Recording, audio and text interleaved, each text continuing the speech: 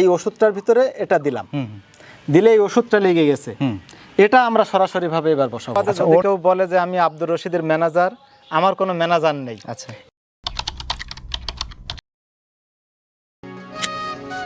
এসেছে ফাগুন মাস, কিভাবে আঙুরের প্রুনিং করবেন, কিভাবে ডাল কাটলে ভালো ফল পাবেন, কিংবা চারা তৈরি করবেন কিভাবে, সে নিয়মটি কি আপনার জানা আছে?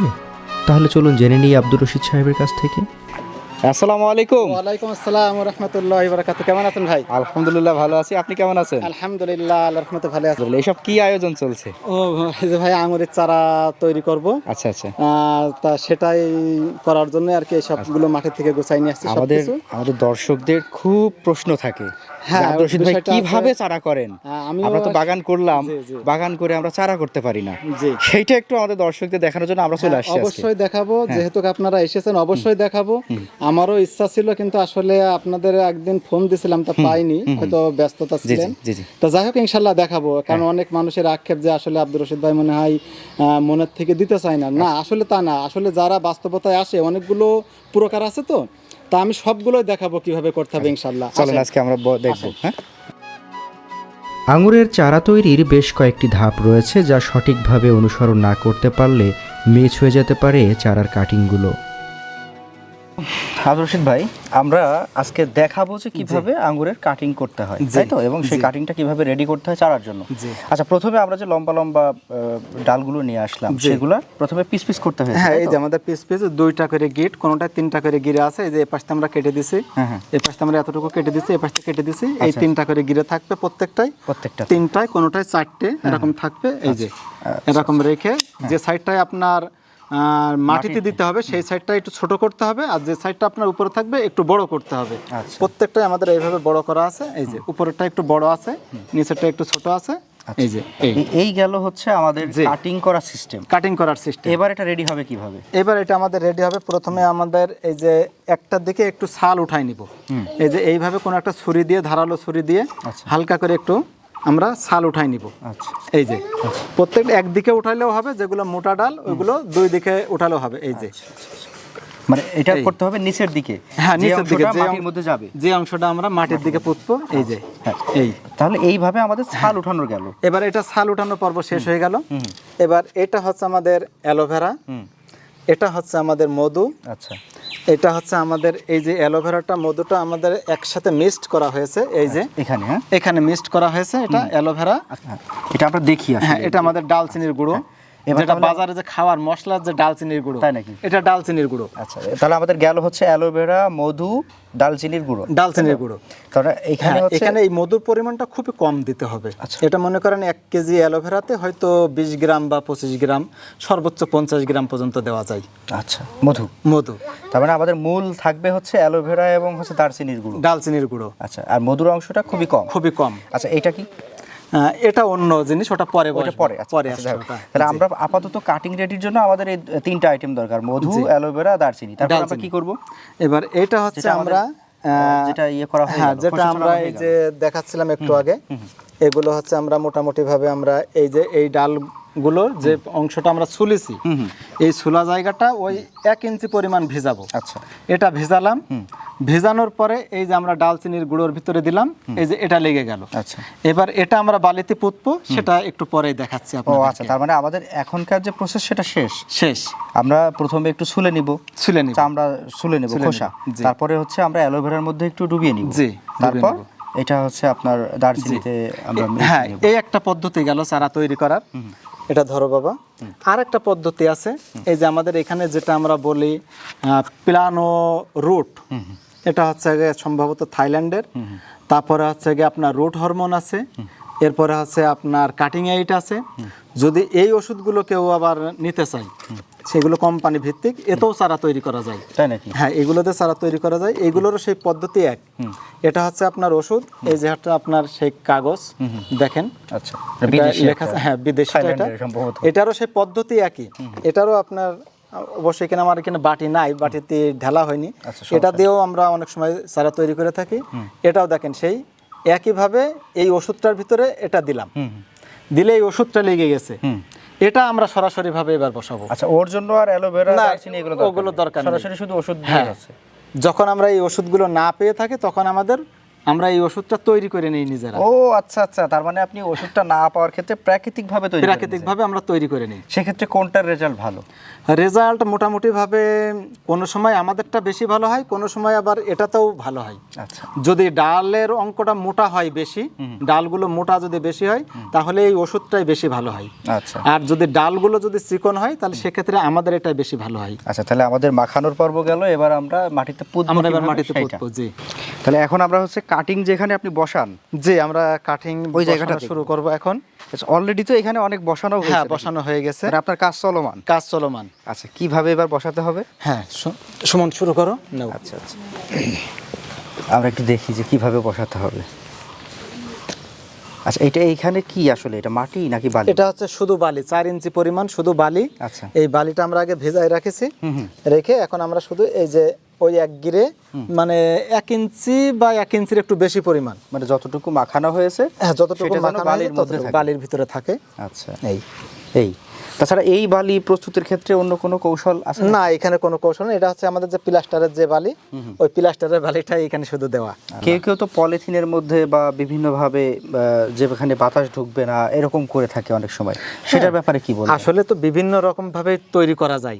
এখন এক একজন তো এক এক রকম ভাবে তৈরি করে, কিন্তু আসলে আমি এইভাবেই তৈরি করি। আপনার এইভাবে চারা হওয়ার চান্স কত % থাকে যদি সব ঠিকঠাক থাকে? আমার মোটামুটি ভাবে এইভাবে যদি আমাদের লতাগুলো সৌন্দর্য থাকে তাহলে মোটামুটি 70 থেকে 80% চারা আমাদের হবে ইনশাআল্লাহ। 70 থেকে 80%? জি। আচ্ছা, এবার তো বেশ কয়েকটা জাত দেখা যাচ্ছে। হ্যাঁ, অনেক জাত আছে আসলে, দেখেন। হ্যাঁ, একটু দেখেন। তাহলে এখানে আছে কি দোভাস? হ্যাঁ, দোভাস কপিং। এটা আচ্ছা, এটা হচ্ছে আপনার এলব্রুজ।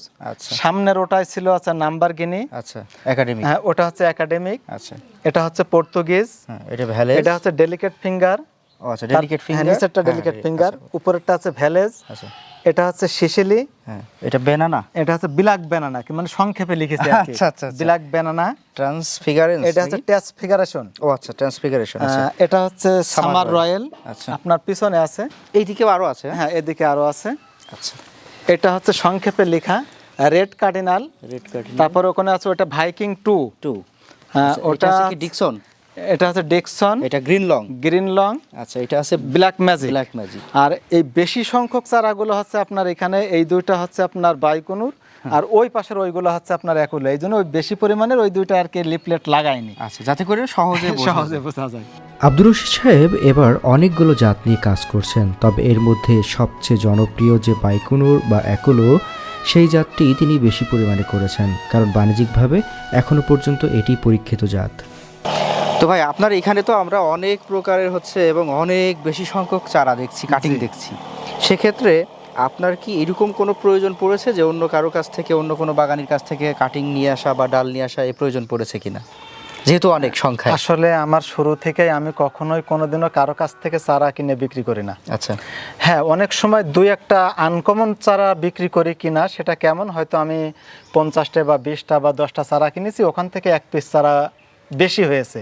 কিন্তু বাণিজ্যিকভাবে ব্যবসা করার উদ্দেশ্যে আমি কারো কাছ থেকে ডাল কিনি না, আবার কখনোই কারো কাছ থেকে ডাল চেয়েও নিয়ে আসি না, আবার কোনো চারাও আমি এনে বিক্রি করি না। আচ্ছা, তো সেক্ষেত্রে আমরা এতটুকু নিশ্চয়তা দিতে পারি বা বলতে পারি যে আপনি যে চারাটা দিবেন সেটা আমার নিজের গাছের ডাল, আমার নিজের চারা তৈরি, নিজের হাতে তৈরি। আচ্ছা, এটা গেল এক ব্যাপার। এখন আমরা দেখেছি যে আপনার যখন চারাগুলা বিক্রি হয় বা যখন বাগানে ফল থাকে তখন প্রচুর লোকজনের সমাগম, চাপ থাকে, আপনার ফোনে পাওয়া যায় না, অনেক সময় বন্ধ পাওয়া যায়, অনেক সময় ব্যস্ত থাকে। এখন আপনি ম্যানেজ করার জন্য কোনো ম্যানেজার রেখেছেন নাকি কোনো আলাদা কোনো নাম্বারও সুযোগ আছে এরকম? না, আসলে আমার অন্য কোনো নাম্বারের সুযোগ নেই। আমার নাম্বার একটাই, যেটা আমি এর আগেও বলেছি, 01925146418। আমার নাম্বার হচ্ছে এই একটাই। আর আমার এই নাম্বারটা যার কাছে থাকবে সেটাই মনে করবেন যে আব্দুর রশিদের নাম্বার। আচ্ছা, কিন্তু এই নাম্বার বাদে যদি কেউ বলে যে আমি আব্দুর রশিদের ম্যানেজার, আমার কোনো ম্যানেজার নেই। আচ্ছা, এবং আমার ওই ধরনের কোনো লোকজন নেই। এমনি কাজের লোকজন আছে, কিন্তু ওইভাবে যে আমি বিক্রি করার জন্য কাউকে চারা দিছি বা লোক রাখেছি, অনেকে যে এখন মোবাইলে বলছে আমি আব্দুর রশিদের ম্যানেজার, আবার কেউ বলতেছে আমি আব্দুর রশিদের ছোট ভাই, আবার কেউ বলতেছে যে আমি আব্দুর রশিদের কাছ থেকে চারা নিয়ে বিক্রি করছি। এগুলো সব মানুষের প্রতারণা ছাড়া আর কিছুই না। আচ্ছা, তার নমুনা হচ্ছে এটাই। দেখেন, আসলে একজনের বাসায় 3টা গাছ আছে বা 4টে গাছ আছে, কারো 5 কাঠা জমি আছে, তারা এবার অ্যাড দিয়েছে, আমি মোবাইলে দেখছি ফেসবুকে যে কেউ 30,000 চারা করছে, কেউ 50,000 চারা করছে, কেউ 45,000 চারা করছে। অথচ দেখেন আমার 4 বিঘা বাগান, যেটা আপনারা একটু আগে দেখে আসছি একটু। এই 4 বিঘা বাগান থেকে আমার মনে হয় সর্বোচ্চ আমার মনে হয় 15 থেকে 16,000-এর টার্গেট আমার হইতে পারে।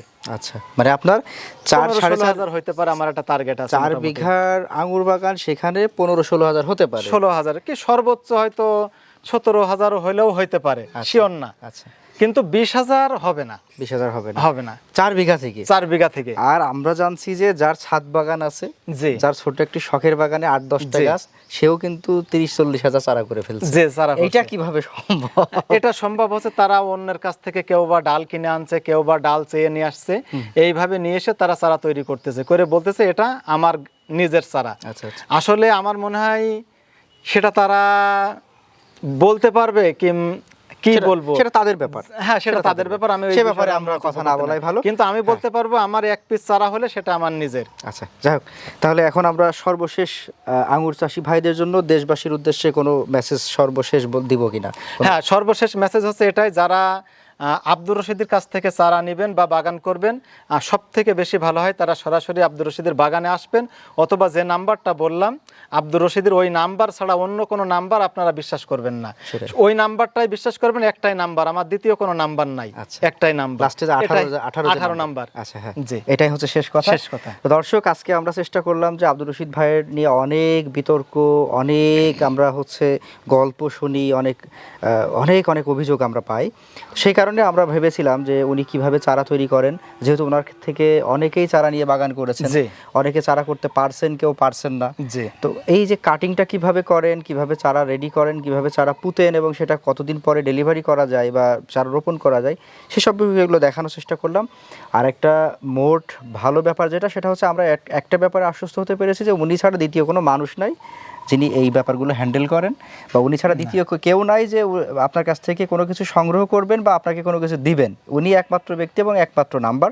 সেক্ষেত্রে আমরা কেউ প্রতারিত হওয়ার কোনো সুযোগ নেই, শুধুমাত্র তার সাথেই যোগাযোগ করবো, এইটুকু। তো ঠিক আছে দর্শক, সবাই ভালো থাকবেন। ভাইজান, আপনাকেও অনেক ধন্যবাদ, ভালো থাকবেন। আপনাদেরকে ধন্যবাদ। আসসালামু আলাইকুম রহমতুল্লাহ, আল্লাহ তাআলা সবাইকে ভালো রাখুক, সুস্থ রাখুক, আমিন।